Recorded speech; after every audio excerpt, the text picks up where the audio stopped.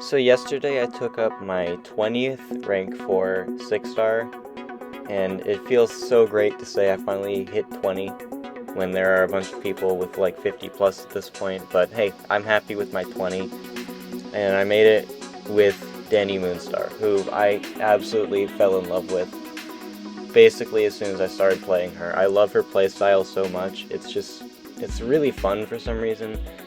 I'm going to start off with this Deadpool here in Act 6.4.1, and the rotation here is just throw the SP1 to get an energy vulnerability, then rush to SP2 with both 5 prowess and 5 neural arrows. And the way the neural arrows are given to you is when you make the opponent miss. The prowess is given to you when you hit them while they are faltered. And you inflict the falter when you hit 10 hits in your combo meter, and when you hit 10 hits in your combo meter, you get a charge which will convert into a falter if you block a basic attack. And I know that probably wasn't the best explanation of how to play her, but read her kit or watch another guide on Dani on YouTube. This isn't necessarily a guide on her, that was just a quick little thing I was giving a description of. But yeah, that's how I usually would play her. In the BG's fights you're going to see later, I don't always stick to that rotation, but it is the one I suggest you do. I haven't had a mutant taken to rank 4 since, I think, Jubilee, which is my 7th, so I went 13 mutants without taking a rank 4 up, 13 ranks without taking a mutant up, should I say. And it just feels so nice to take up a mutant again.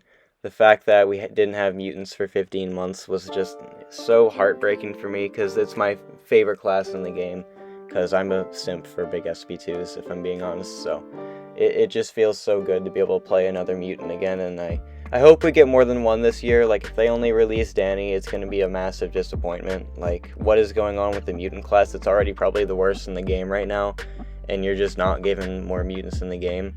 It's probably not as simple as I'm trying to say, where they can just decide, hey, we're going to release a mutant this month. It's probably not that simple, but it is really frustrating sometimes when we've just gone so long without mutants. And the science class, which is probably the best, if not the second best right now, keeps getting new additions. We have Morbius coming out later this year. It's so weird how the class system kind of works sometimes, but it's nothing to complain about. I just want more mutants, that's all I'm saying. And next up for the BG's fights, we're going to start with Atuma, who is, if not the hardest defender in the game, at least like a top 10 guaranteed. And for this meta, Dani is pretty nice because that Fury scales with her prowess on the SP2 super well, so don't take these BG's fights as like what every fight's going to look like, because that Fury is definitely messing with her damage in a positive way. So I'm just saying, don't say that how fast these fights are going is going to be how fast that they're always going to go. Normally I'd be doing SP1 into SP2 and they'd be dead, but for this, as you can see, I only need SP2, and then they're just, oh my gosh, the amount of overkill on that special attack, dude, it's so amazing. It's so amazing how much overkill is on that special too. That's just so great. But next up we have Baron Zemo, and another cool thing about Dani this meta is that when she has a disorient on her, she automatically gets an illusion, which is what converts into a falter. And so that's just really nice to get her ramp up started quickly,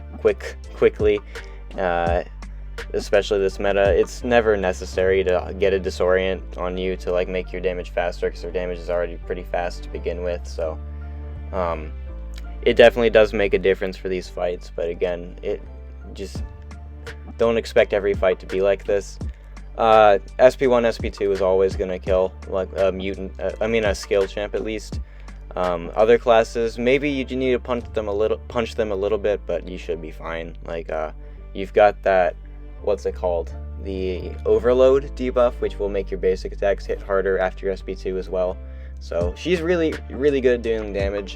I probably should have gotten a non-skill matchup for this video, which I didn't, but I'm sure I'll make another video on her in Battlegrounds soon, especially when we get a new meta where you can see her against some non-mutants, but she'll be taking them about just as well as she takes skills.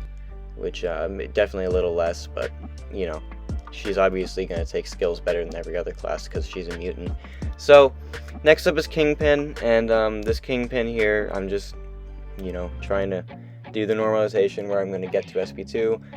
I don't really have to worry about my parries failing because I'm not always going to parry. At least for the most part, I'm never going to parry because of Kingpin having his Purify. That's fine because I can just block and it will trigger a falter. So I don't always need to parry stun.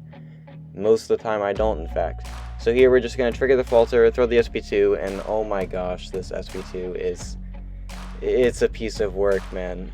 Oh, that final crit. 45k with 33k in burst. It's so nice, dude. Like, she's just so fun, this meta, and I'm sure she's going to be fun for most of the other metas I play. Last up, I have Mantis, and this fight is, it's interesting because I accidentally threw an SP2 into the block. But here, you can watch it anyway, because, you know, it's kind of silly, so why not? It might be something you want to see. So we're just going to do the normal thing where we're going to parry, which will give us an immediate illusion, which is cool. So now we can just block and get the falter. And now we're just going to try to not let Mantis throw an SP1 and get her to her SP2 while building to my SP2 as well. We're going to strike her into my heavy attack to remove the protection. And I don't know what I don't even know what happened there. I just threw it in the block. I just messed up, but that did so much damage in the block because of those impact charges. It obviously was not nearly as much as it would normally be, but those impact charges that she gains, which increased block penetration, just absolutely destroyed that Mantis's block there. It was really something, if I do say so myself. And this SP1 is going to do a lot of damage, and then my medium right after will kill. So yeah, 56 seconds while accidentally throwing an SP2 into block. That's pretty nice. Anyway, Dani Moonstar is really fun. I really like her a lot. I'm happy that she's my 20th rank 4. I'm happy that I hit 20 rank 4s finally. And thank you for watching.